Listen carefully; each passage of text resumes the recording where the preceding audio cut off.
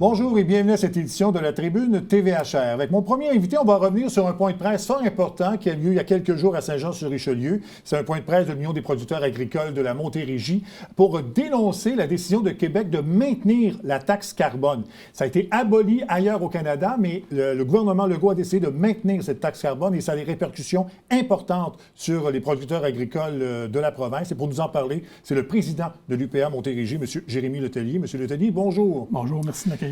Bien, bienvenue. D'abord, expliquez-nous le contexte, la situation de la taxe carbone et l'impact que ça a sur les agriculteurs. Oui. Bien, je pense, premièrement, c'est important de mentionner que le monde agricole au Québec, on n'est pas dans le négationnisme des changements climatiques. On comprend qu'il y a des choses qui doivent être faites plus rapidement. Là. Fait qu'on n'est pas là-dedans. Dans le fond, ce qu'on dénonce, c'est que c'est reconnu ailleurs au Canada, puis à peu près partout ailleurs aux États-Unis, que le secteur agricole ne peut pas supporter le fardeau d'une tarification carbone, que ce soit la taxe carbone comme il y avait ailleurs au Canada, ou encore ici le système de bourse de carbone dont on a joint avec la Californie. Ça fait longtemps que c'est dénoncé, d'ailleurs. Il y a une inéquité par rapport à ça, parce que dans le fond, nous, on paye beaucoup d'argent, presque 500 millions de dollars qui a été déboursé depuis 2015, le secteur agricole au Québec, dans cette bourse du carbone-là, pour des retours qui ne reviennent pas, alors que le principe du système de tarification du carbone, c'est que l'argent doit venir dans le secteur d'activité économique pour adopter des pratiques alternatives à celles des carburants fossiles. Bon. On n'a pas ces alternatives-là en agriculture, que ce soit pour le conduire nos tracteurs, le diesel, que ce soit pour le séchage des grains avec le propane ou le gaz naturel, on n'a pas d'alternative. C'est ça. Parce que il est là le problème, c'est que on veut bien électrifier tout le système, mais actuellement, en agriculture, on ne peut pas le faire, ou en tout cas aussi rapidement qu'on le souhaiterait. Donc, ce que vous demandez, c'est d'être exclu de ça parce que vous n'êtes pas capable, justement, d'électrifier vos équipements pour pouvoir, justement, là, régler le problème.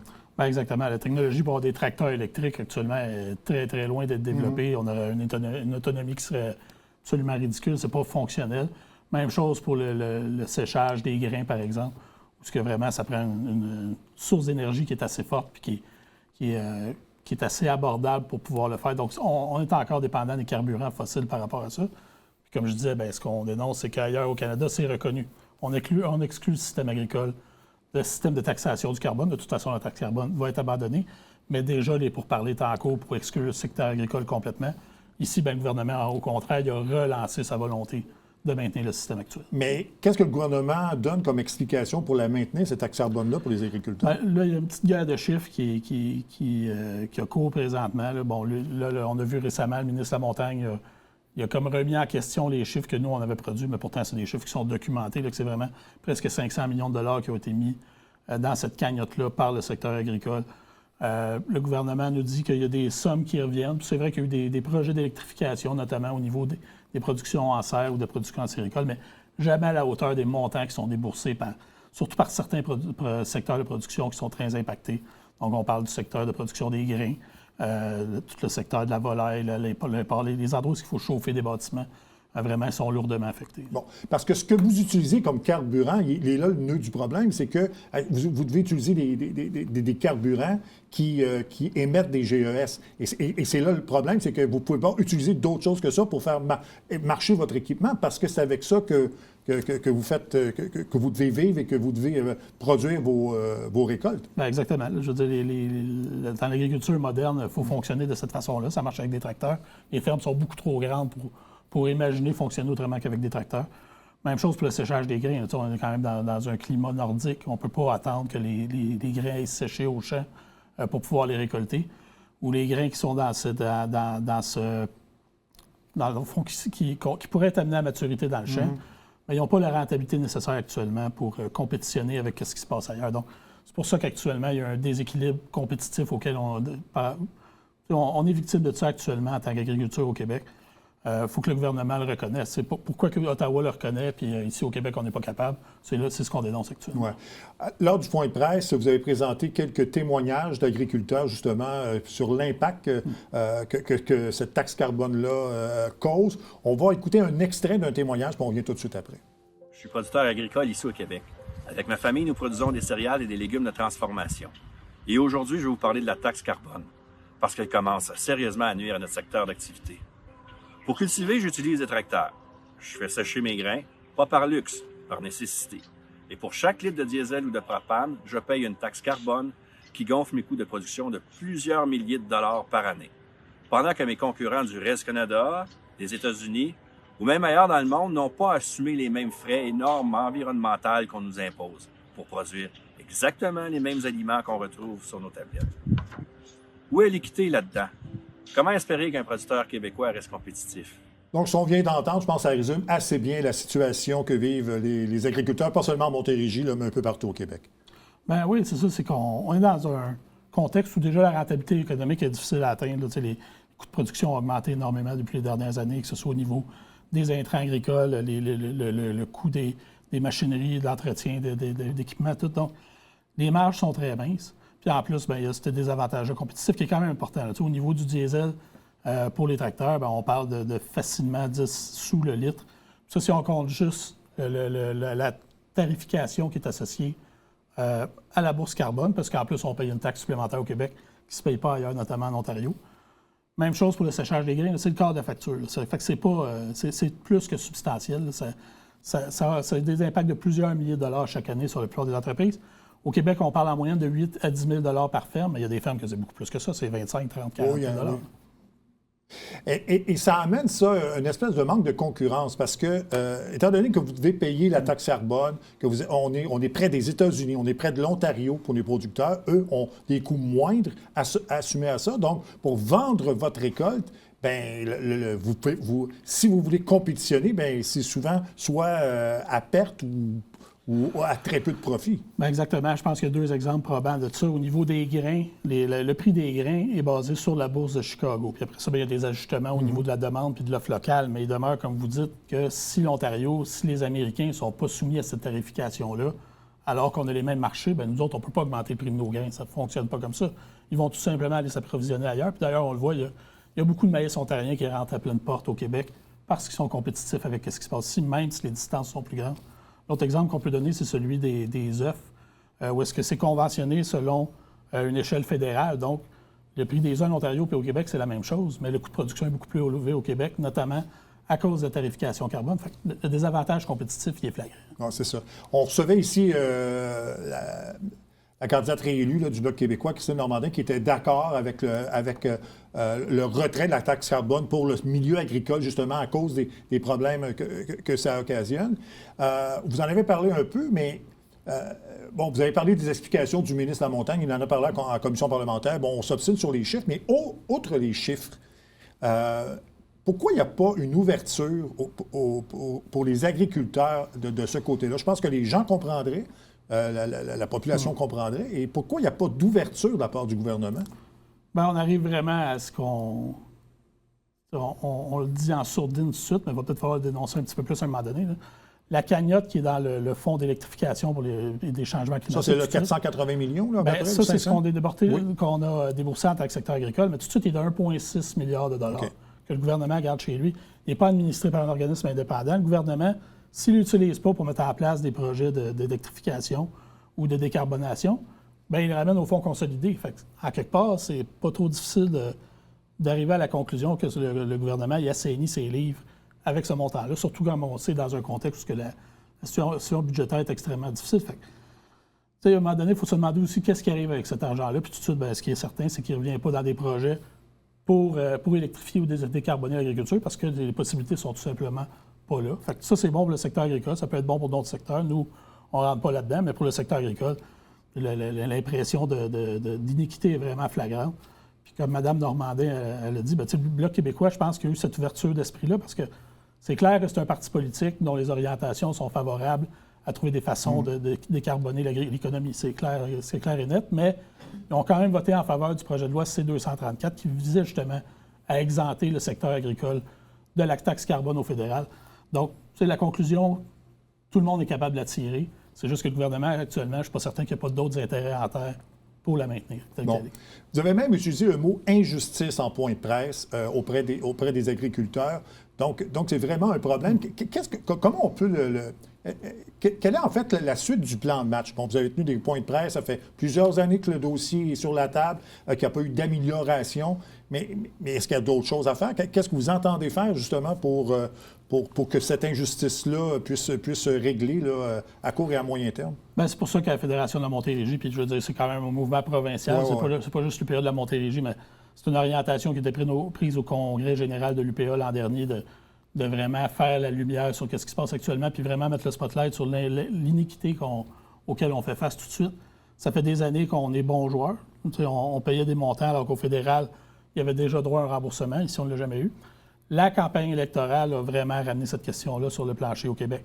Parce que du moment que les deux principaux partis qui aspiraient au pouvoir disent la taxe carbone, on l'abandonne, bien, à un moment donné, ça met beaucoup de pression sur le système ici pour dire bien, pourquoi qu'on continue à assujettir nos producteurs agricoles à ce système-là quand ailleurs au Canada, ils ne sont plus là. Fait que, oui, il y a beaucoup d'actions à entreprendre de notre part pour faire changer d'idée le gouvernement. C'est pour ça qu'on a lancé cette campagne médiatique-là au cours des dernières semaines. C'est pour ça que je suis ici aujourd'hui, qu'on veut vraiment informer les gens de ce qui se passe puis informer la menace qui plane sur notre secteur agricole. À partir de là, on commence à avoir des rencontres aussi qui sont planifiées là, avec des députés. Notamment, on rencontre le caucus des députés de la Montérégie, de la CAQ, au début du mois de juin. Donc, il y a des choses qui se mettent en place, mais à partir de là, ça va prendre des résultats, ça va prendre des annonces du gouvernement également. Bon, vous avez mentionné qu'il y a une somme d'argent là, qui dort actuellement, à peu près 1,5 milliard, vous m'avez dit. Exact. Si on maintenait la taxe carbone, mais que ce 1,5 milliard-là était redonné aux agriculteurs sous n'importe quelle forme, est-ce que ça pourrait régler une partie du problème? Bien, ça serait à voir quelle façon qui pourrait être fait. Moi, je veux dire, je suis prêt à écouter n'importe quoi, mais il faut que ce soit crédible aussi. Des tracteurs, il n'y en a pas d'alternative au niveau électrique. Séchage des grains, il n'y en a pas d'alternative. Le chauffage des bâtiments, il faut quand même que le triphasé se rende là pour au niveau du chauffage. Ça prend des investissements extrêmement importants. Et actuellement, tant au niveau d'Hydro-Québec qu'au niveau du gouvernement, on n'est pas là. Il y a eu certains projets pilotes qui ont été mis en place. On parlait de 13 millions. Puis nous, c'est 480 millions qu'on a envoyés. Fait qu'on n'est pas du tout dans le même ordre de grandeur. Fait que ça prendrait vraiment des annonces que je ne suis pas capable d'imaginer actuellement. Donc, puis, pas juste nous autres, mais qu'ailleurs au pays non plus, ils n'ont pas imaginé. Ils ont exempté le secteur agricole. Oui, exactement. Donc, en conclusion, il faut trouver une solution pour aider les agriculteurs dans ce contexte-là, les aider à avoir plus d'électrification de la machinerie pour les aider justement à réduire ça, mais ça ne se fait pas du jour au lendemain. Donc, il faut vraiment trouver une solution là, pour vous aider davantage parce qu'il y a des pertes importantes qui sont liées au maintien de la taxe carbone au Québec. Bien, c'est comme je disais, c'est que tout de suite, au niveau économique, c'est précaire pour plusieurs fermes. Ouais. Cette taxe-là est injuste. Au Québec, c'est une tarification, c'est pas une taxe, mais je veux dire, l'effet est le même. Donc, ce que ça prend, ça ne peut pas être une exemption complète. Le système de bourse du carbone, c'est pas comme une taxe, puis là, on rentre dans un autre débat, mais il faudrait au moins qu'il y ait un remboursement aux producteurs des sommes qui sont octroyées à la bourse du carbone pour rétablir l'équilibre compétitif. M. Letellier, merci beaucoup et puis bonne chance à vos revendications. Merci beaucoup, j'apprécie. Voilà, on fait une pause et on vient tout de suite après.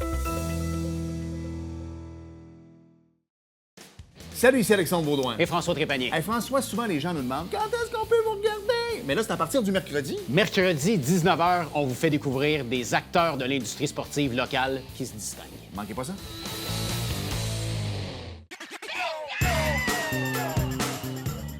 Le temps adepte du bingo, Télébingo vous permet de jouer dans le confort de votre foyer. 4 500 $ en prix à gagner. Et pour ce faire, vous devez vous procurer un livret comme celui-ci au coût de 9,50 $ chez l'un de nos détaillants, dont la liste apparaît sur notre site internet tvhr9.com. Donc, c'est un rendez-vous dimanche matin 9h30. Télébingo. Bonjour, je m'appelle Jeanne. Je porte une jambe artificielle tous les jours pour marcher et courir. L'Association des amputés de guerre me donne les prothèses dont j'ai besoin pour faire du basketball, du soccer et de la randonnée en famille. Je peux faire tout ce que j'aime grâce à votre générosité. Quand vous donnez aux amputés de guerre, vous aidez les enfants comme moi. Merci!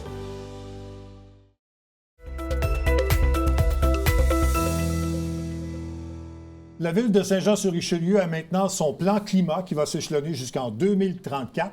Et pour nous en parler, on a Mme Marie Chauchois, qui est chef de la division environnement et développement durable à la ville de Saint-Jean-sur-Richelieu. Mme Chauchois, bonjour. Bonjour, merci de me recevoir. Bien, bienvenue. D'abord, expliquez-nous pourquoi la ville de Saint-Jean s'est dotée d'un plan climat.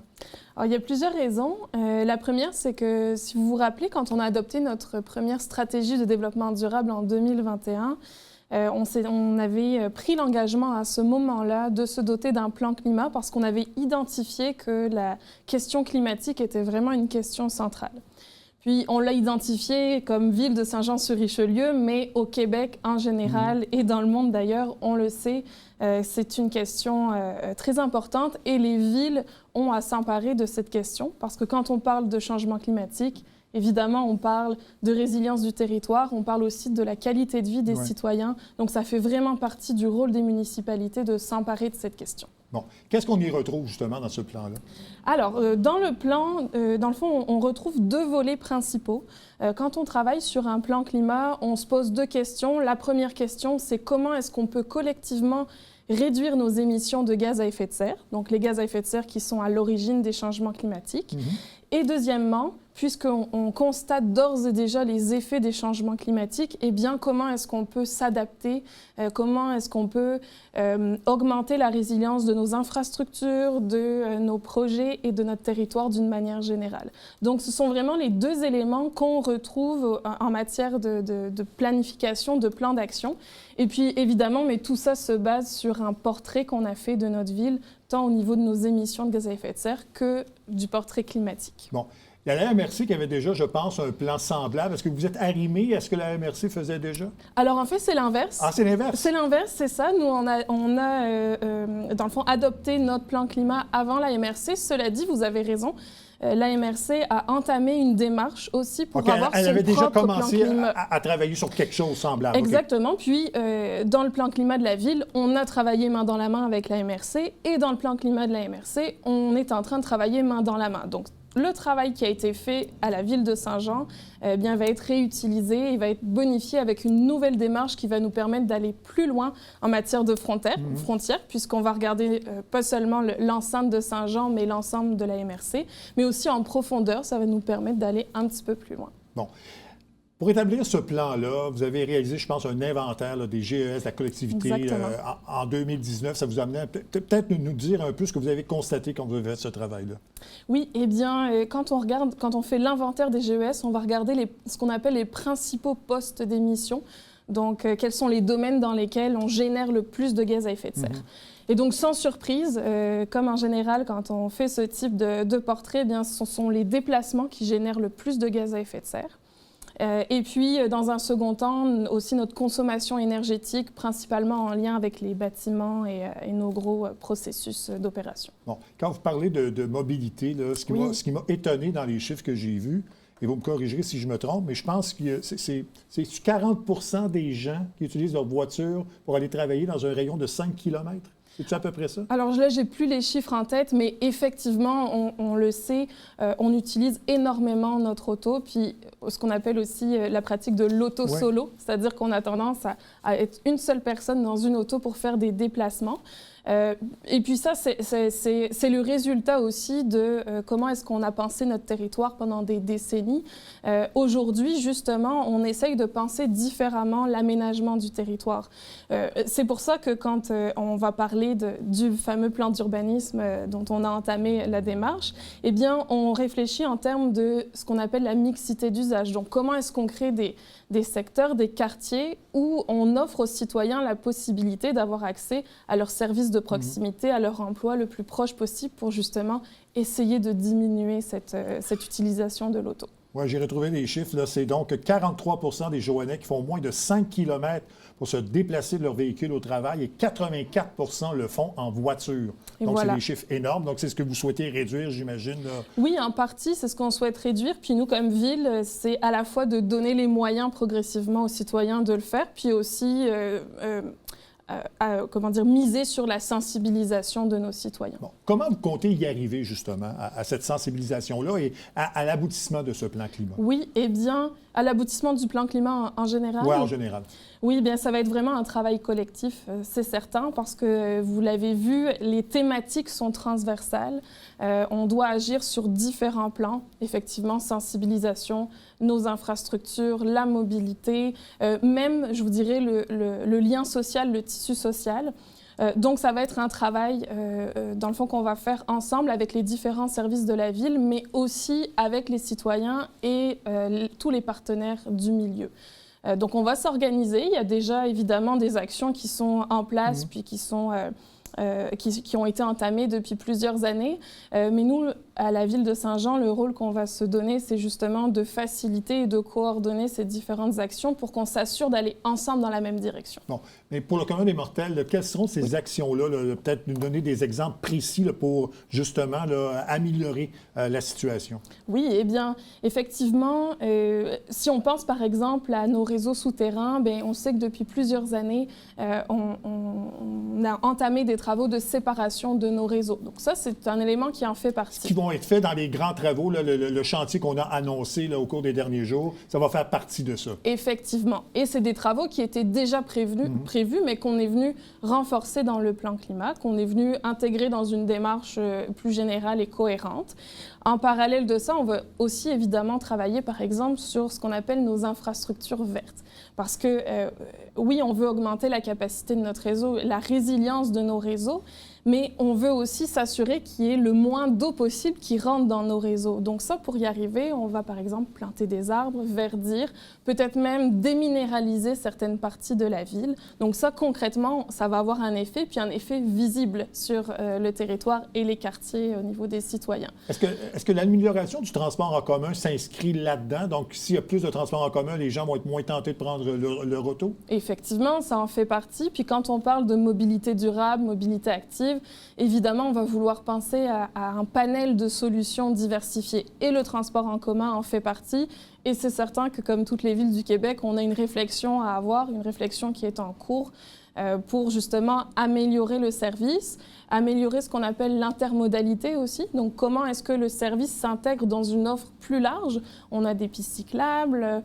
Donc, comment est-ce qu'on arrime nos infrastructures pour qu'un citoyen qui veuille se déplacer d'un point A à un point B puisse le faire de la manière la plus facile possible. Parce que c'est ce qui a été constaté, parce que j'ai fait beaucoup d'entrevues avec des candidats pour la prochaine élection, et il y en a plusieurs qui disent qu'il y a beaucoup de pistes cyclables mais qui ne sont pas interconnectées. On souhaite que, justement, les gens puissent utiliser la piste cyclable sur une plus grande distance, surtout peut-être dans Saint-Jean-sur-Richelieu. Donc ça fait partie du plan d'interconnecter ces réseaux cyclables-là. Effectivement, ça fait partie du plan, puis on a un plan directeur du réseau cyclable, et donc dans les prochaines années, c'est certain que ça ne se fera pas en un an ou deux, mais dans les prochaines années, on va progresser d'année en année là-dessus. Bon.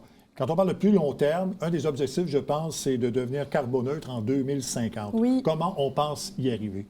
Oui, puis en ça, on suit vraiment les orientations gouvernementales. Ouais. Donc, on pense y arriver justement en faisant des changements structurants pour le territoire. Puis je vous parlais tantôt du plan d'urbanisme. Ça va être un élément majeur justement pour avoir ces changements structurants. Puis d'ailleurs, les consultations publiques sont en cours. Donc, j'inviterai les citoyennes et les citoyens qui sont intéressés à y participer. Donc, évidemment, on va travailler sur l'aménagement de notre territoire, on va travailler sur la mobilité durable pour réduire autant que possible nos émissions de gaz à effet de serre. Et on va aussi travailler avec nos partenaires locaux pour justement essayer de réduire nos émissions qui sont en lien avec l'énergie qui est utilisée dans les bâtiments ou dans les processus industriels ou autres. Mais quand on parle de carboneutre, oui. Qu'est-ce qu'on veut dire exactement pour que les gens comprennent? Là? Oui, vous faites bien de me poser la question. Dans le fond, quand on parle de carboneutre, ça veut dire, en somme, qu'on veut avoir un bilan équilibré. Donc, d'une part, on veut réduire autant que possible nos émissions, mais il y a toujours un résiduel, évidemment. Quand on a des activités, on ne pourra pas être à zéro émission. On ne peut pas être à zéro. Non. Exactement. Non. Donc, cette partie-là, on va la compenser. Puis, comment est-ce qu'on compense des émissions de gaz à effet de serre? Bien, principalement, un des moyens majeurs, c'est la plantation d'arbres. Parce que quand on plante des arbres, ça nous permet de capter du carbone dans le sol. Donc c'est ça qui nous permet de le faire. Et en plus, la plantation d'arbres a aussi des multiples co-bénéfices, comme justement la lutte aux îlots de chaleur. Donc ça nous permet à la fois de réduire nos émissions, mais en même temps de s'adapter, ça joue sur les deux volets. Donc la subvention que Saint-Jean a eue récemment là, pour la plantation d'arbres, là, c'est une très bonne nouvelle parce que ça s'inscrit totalement là-dedans. Là. Très, très bonne nouvelle. Vous avez bien raison, ça s'inscrit totalement dans le plan climat. Bon. Vous en avez glissé un mot au début d'entrevue, là, mais il y a aussi toute la création, en fait, l'amélioration de la performance énergétique des bâtiments.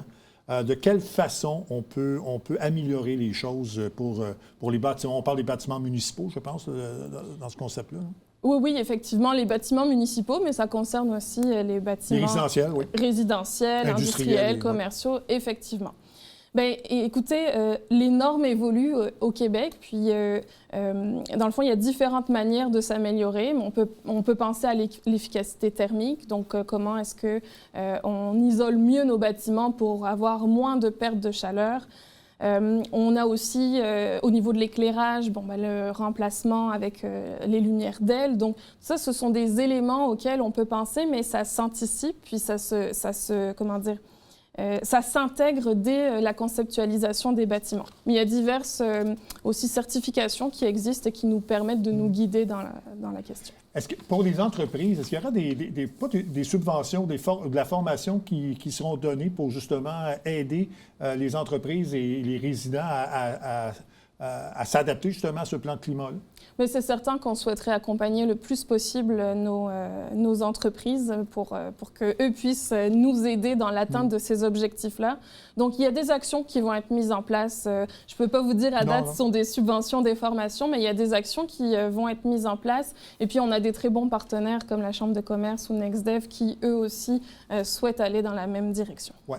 Il y a la nouvelle caserne de pompiers de Saint-Luc là, qui est en construction. Je pense que ça s'inscrit aussi, là, le plan de construction s'inscrit dans le cadre justement de ce plan de climat. Là, Tout à fait. La caserne est certifiée LEED, donc qui est justement une norme qui nous a permis de réduire les émissions de gaz à effet de serre. Vous faites bien de le souligner. Bon. En terminant, vous avez parlé d'action. Est-ce qu'il y a un plan de... Donc, vous avez parlé de consultation publique, plan de développement social. Donc, tout ça sera annoncé là, au cours des prochaines semaines? Oui, le plan de développement, en fait, qui est la politique de développement social, dans le fond, devrait aboutir dans les prochains mois. Il y a déjà eu des consultations publiques qui ont été faites.